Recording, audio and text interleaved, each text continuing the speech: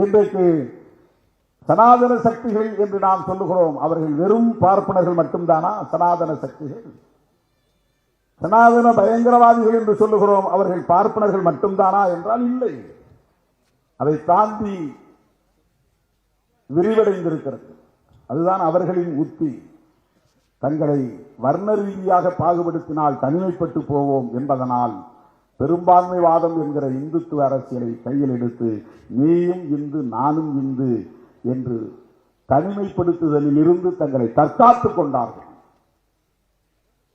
இப்போது பார்ப்பன வெளியேற்றம், பார்ப்பன ஒதுக்குதல், பார்ப்பன தனிமைப்படுத்துதல் என்பது டைலூட் ஆகியிருக்கிறது, நீர்த்து போயிருக்கிறது.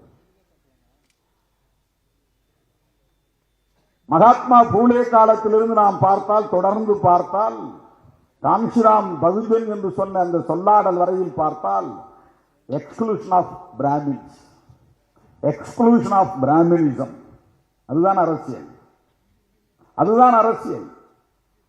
தலித்துகள், பழங்குடிகள், ஓபிசி, மைனாரிட்டிஸ் எல்லோரும் ஒன்று சேர்ந்தால்தான் பகுஜன்.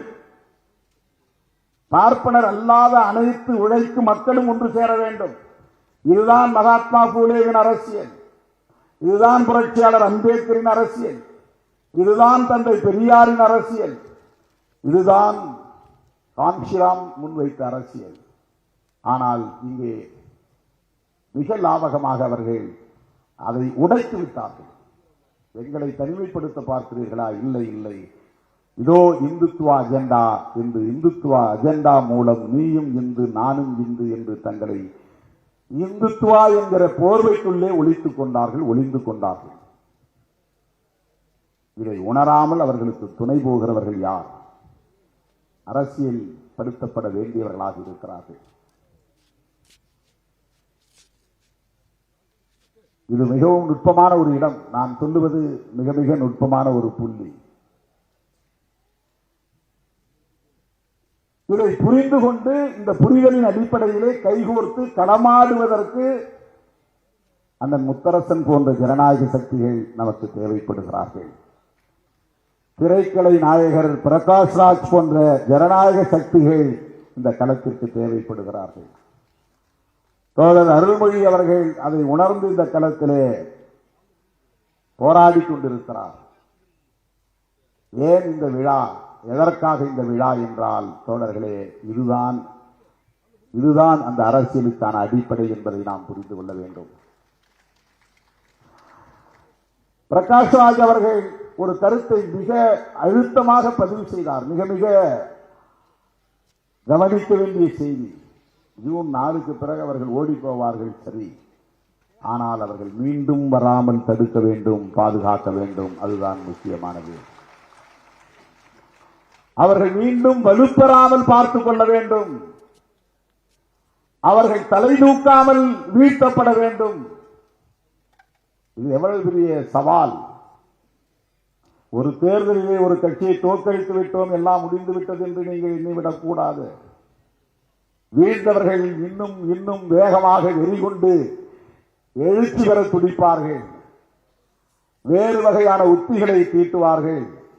மறுபடியும் எழுச்சி பெற்று ஆட்சிக்கு வருவார்கள். அதற்கு இடம் தந்து விடக்கூடாது.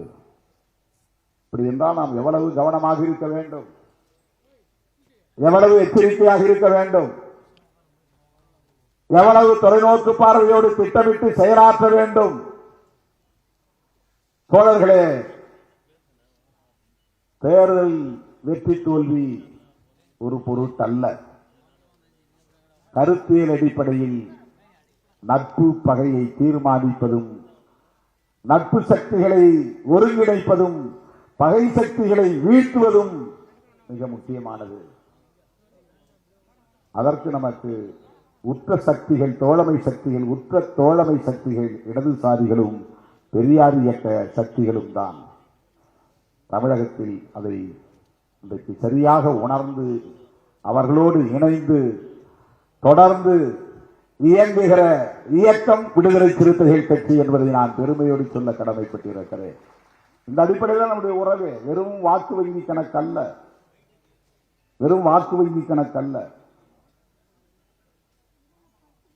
தமிழகம் தகுதி அளவில் ஒரு பெரிய இயக்கமாக இந்த இயக்கம் இன்றைக்கு வலுப்பெற்றிருக்கிறது. அண்டை மாநிலங்களிலும் வேர் பிடித்து வருகிறது. எனவே நாம் தேசிய கட்சி ஆகிவிட்டோம், தேசிய அளவிலே பெரிய இயக்கமாகிவிட்டோம் என்றெல்லாம் கற்பனை உலகத்திலே நாம் மிதக்கவில்லை.